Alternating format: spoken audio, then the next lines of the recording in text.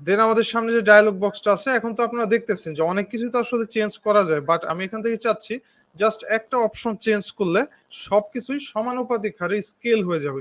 আমাদের স্ট্যান্ডার্ড ডাইমেনশনে arrow size, text size যা কিছু আছে সবকিছু যদি আমি সমানুপাতিক হারে চেঞ্জ করতে চাই আমার কাজের সুবিধাতে, কাজের দ্রুততার জন্য, তো আমি একটা কাজ করতে পারি। আমার এখানে একটা ফিট একটা ট্যাব আছে।